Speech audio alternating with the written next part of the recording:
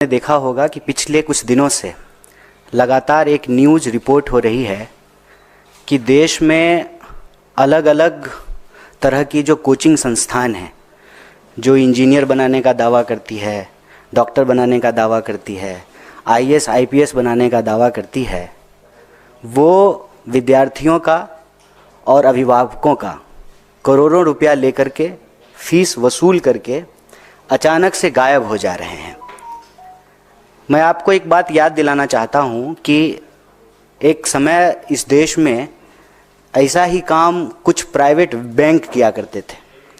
रोज़ शाम को उनके एजेंट जो है सब्जी बेचने वाले दुकानदार से, ठेला वाले, रिक्शा वाले, मिडिल क्लास नौकरी करने वाले लोगों के पैसे वसूलते थे और करोड़ों रुपया लेकर के अचानक से गायब हो जाते थे।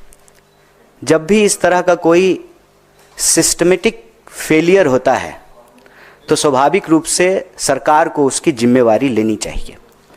देश में जो आज शिक्षा व्यवस्था की हालत है वो बिल्कुल ठीक उसी तरह से है कि कबीर कहते हैं कि चलती चक्की देखकर दिया कबीरा रोए, दो पाटन के बीच में साबुत बचा ना कोई।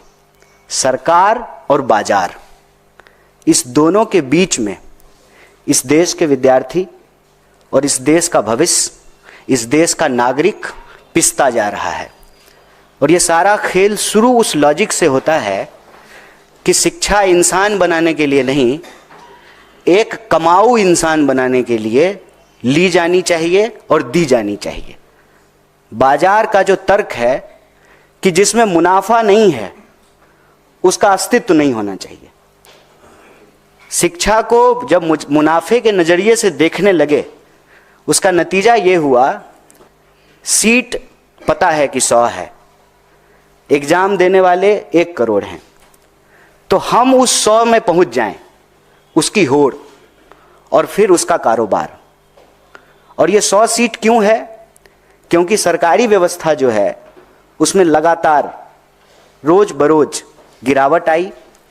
सरकारी स्कूल में पढ़ाई नहीं होगा, सरकारी अस्पताल में इलाज नहीं होगा, तो स्वाभाविक रूप से सरकारी संस्थान जो हैं वो कमज़ोर होंगे और उसकी जगह पे जो है निजी संस्थानों की उत्पत्ति होगी। और ये जानबूझ करके किया गया, इसलिए ताकि शिक्षा जो प्राप्त करने वाले लोग हैं वो सिटीजन ना रहें, स्टूडेंट ना रहें, उनको कंज्यूमर बना दिया जाए। और इसी कंज्यूमर सर्विस के लॉजिक के तहत देश भर में कोचिंग की बाढ़ आई।